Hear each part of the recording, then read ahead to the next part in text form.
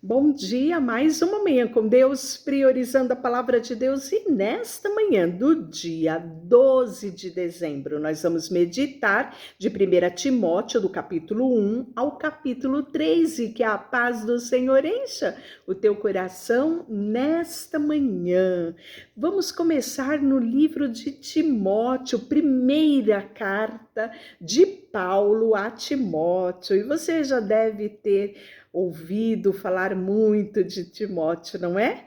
Esse irmão querido, esse amigo de Paulo, esse que era mais que um amigo. Paulo considerava como seu filho na fé. Ele tinha um carinho, uma admiração, né? E nós vamos vendo aqui na carta de 1 Timóteo que Paulo, na verdade, vai dar instruções pastorais. Ela é uma carta chamada uma epístola pastoral, porque vai trazer para o seu discípulo querido, né, seu pastor em treinamento, Timóteo, verdades, conselhos que ele precisaria ter na sua trajetória ministerial. E ele começa assim: Paulo, apóstolo de Cristo, pelo mandato de Deus, nosso Senhor, Jesus Cristo, nossa esperança. Timóteo, verdadeiro filho na fé. Graça, misericórdia e paz da parte de Deus, Pai de Jesus Cristo, nosso Senhor. Quando eu estava em viagem rumo à Macedônia, te roguei que permanecesse ainda em Éfeso, para admoestares a certas pessoas, a fim de que não ensine outras doutrinas, nem se ocupem com fábulas e genealogias sem fim, que antes promovam discussões do serviço de Deus na fé. Ora, o intuito da presente admoestação visa o amor que procede do coração puro e da consciência boa e de fé sem hipocrisia. Desviando-se algumas pessoas dessas coisas, perderam-se em loquacidade frívola, pretendendo passar por mestres da lei, não compreenderam. Todavia, nem o que dizem, nem os assuntos sobre os quais fazem ousadas asseverações. Sabemos, porém, que a lei é boa, e se alguém dela se utiliza de modo legítimo, tendo em vista que não promulga a lei para quem é justo, mas para quem é transgressor e rebelde, irreverente pecador, ímpio, profano, paparridas e matricidas, homicidas.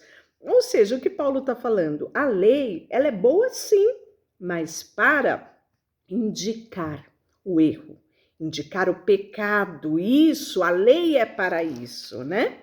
Para mostrar o pecado. Impuros, sodomitas, raptores de homens, mentirosos, perjuros e para tudo quanto se opõe à doutrina, segundo o evangelho da glória de Deus, bendito o qual foi encarregado. E aí ele vai falar um pouquinho, né, da eficácia, da graça de Deus e da experiência dele como apóstolo. Ele diz assim: sou grato para com aquele que me fortaleceu, Jesus Cristo nosso Senhor, que me considerou fiel, designando-me para o ministério. A mim, que de outro tempo era blasfemo, perseguidor, insolente, mas obtive misericórdia, pois o fiz na ignorância da incredulidade. Transbordou, porém, a graça do nosso Senhor Jesus Cristo com fé e o amor que há em Cristo Jesus. Fiel é a palavra, digna de toda aceitação, que Cristo Jesus veio ao mundo para salvar pecadores, dos quais eu sou o principal. Mas, por esta mesma razão, me foi concedida misericórdia, para que em mim, o principal, evidenciasse Jesus Cristo, a sua completa longanimidade, e servisse eu de modelo, a qual hão de crer nele para a vida eterna, né? E ele vai falar do bom combate. Esse é o dever que te encarrego, ó filho Timóteo, segundo a profecia de que antecipadamente foste objeto. Combate firmado nela o bom combate, mantendo a fé, a boa consciência, porquanto alguns têm rejeitado esta boa consciência e vieram a naufragar na fé. E dentre esses homens, ele fala de dois, que é Himeneu e Alexandre. Olha só, homens que iniciaram a sua trajetória, mas que se perderam no meio do caminho. E Paulo alerta Timóteo, né, para que ele não se desviasse, para que ele mantesse a fé e a consciência pura, né? E ele fala que esses dois homens, Himeneu e Alexandre, foram entregues a Satanás para serem castigados, para não mais blasfemarem. Olha o perigo, não é? Muitas vezes você inicia uma trajetória onde você experimenta o amor de Deus, mas você vai se perdendo no meio do caminho.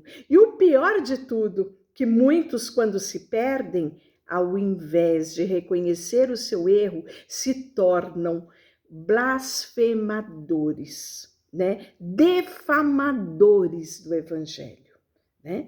Isso é perigoso demais. Talvez você já tenha visto pessoas assim, que outrora estavam ali na igreja,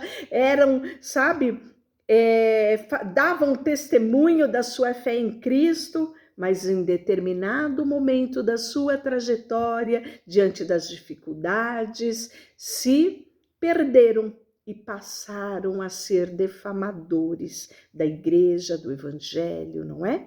E Paulo diz que estes dois homens foram entregues a Satanás. E aí, no capítulo 2, ele fala da prática da oração, que isso deve ser um cuidado que Timóteo deve ter, né? A prática da oração por todos os homens, porque há um só mediador, Jesus. Quando eu reconheço isso, que eu sou falho, que você é falho, que vamos ter falhas na nossa trajetória e que o nosso olhar não deve estar em mim, esse olhar não deve estar no pastor, esse olhar não deve estar em ninguém, esse olhar deve estar em Jesus, autor e consumador da nossa fé. E ele diz, antes de tudo, pois exorte que usa prática de súplica, de oração, de intercessão, ações de graça em favor de todos os homens, em favor de reis, de todos que se acham investidos de autoridade. Olha só como nós devemos levar os nossos governantes, deputados, toda a esfera de poder do nosso país tem que estar debaixo das nossas orações, do nosso clamor, da nossa intercessão. Aqui fala da prática da súplica, da oração e da intercessão. E ele fala, isto é bom e aceitável diante de Deus nosso Salvador, o qual deseja que todos os homens sejam salvos e cheguem ao pleno conhecimento da verdade.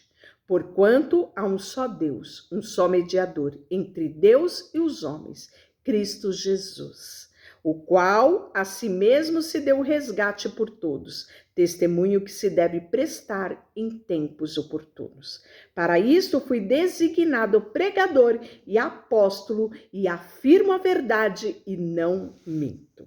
E aí Paulo vai falar sobre o proceder. Quero, portanto, que os varões orem em todo lugar, levantando mãos santas, sem ira e sem animosidade, né? E aí ele fala a respeito das mulheres, né? E uma atenção especial para isso, por quê? Por causa do costume da época, não é? Não era permitido que as mulheres, né, elas falassem no meio da congregação. A mulher, ela tinha que aprender a estar em silêncio, né, em toda submissão. E aí Paulo vai falar que o traje dela deve ser decente, deve estar com modéstia, de bom senso, né? Ele vai falar até da cabeleira dela, né? Porque muitas faziam frisos de ouro, né? Então ele fala que a beleza da mulher piedosa não está nos seus adereços, né? E aí ele vai falar do perigo, né, da mulher deixar esta modéstia de lado, este bom senso de lado, não é? E ele lembra do pecado do Éden, né? Que foi através da vida da mulher e por fim o homem também pecou. E no capítulo 3 ele vai falar de qualificações que deve ter um bispo e um diácono, né? Aqui o bispo, né? E talvez nem todas as igrejas tenham esse costume de ter bispos, mas o bispo ele é a mesma coisa que o pastor aqui, né? Na maior parte das igrejas nós temos a figura do pastor. Os diáconos já é meio que unânime, né? Nas igrejas. Fiel é a palavra, se alguém aspira pelo episcopato, né? Excelente obra almeja. Esse episcopato tá ligado, né, a posição de autoridade, de bispo, de pastores, de apóstolo, né? É necessário, portanto, que o bispo seja irrepreensível, esposo de uma só mulher, temperante, ou seja, né, equilibrado, sóbrio, modesto, hospitaleiro, apto para ensinar, não dado ao vinho, não violento, porém cordato, inimigo de contendas, e não avarento, que governe bem a sua própria casa, criando os filhos sob disciplina, com todo respeito, pois se alguém não sabe governar a própria casa, que cuidado terá da igreja de Deus? Não seja neófito, ou seja, recém-convertido, para não suceder que ensoberbeça e incorra em condenação do diabo. Pelo contrário, é necessário que ele tenha bom testemunho dos de fora, e a fim de que não caia no opróbrio do laço do diabo. Semelhantemente, os diáconos. É necessário que sejam respeitados de uma só palavra, não inclinados ao vinho, não cobiçosos, de sorte ganância, conservando o ministério da fé com a consciência limpa. Também seja este primeiramente experimentado e se mostre irrepreensível ao exercer o diaconato. Da mesma sorte, quanto às mulheres, é necessário que sejam elas respeitáveis, não maldizentes, temperantes, fiéis em tudo. O diácono seja marido de uma só mulher, governe bem os seus filhos e a sua própria casa, pois os que desempenharem bem o diaconato alcançam para si justa preeminência e muita intrepidez na fé em Cristo Jesus, né? Então essa intrepidez e esta justa preeminência fala da excelência, da perfeição, da coragem, da força, né? Da fé inabalável que um diácono precisa ter, né? Então Paulo ele dá essas instruções ao seu pastor Timóteo, né, que está ali exercendo o ministério ali sozinho já, sem a figura de Paulo ao lado dele, né? Então é necessário que Paulo mande a ele cartas, instruindo ele no ministério. Deixa eu orar por você, Senhor, nesta manhã. Colocamos o nosso coração diante de ti. Queremos olhar para a tua palavra e aqui o Senhor traz instruções a bispos, a diáconos, mas o Senhor fala de qualificação que ele espera, não só dessas duas figuras, mas de todos nós.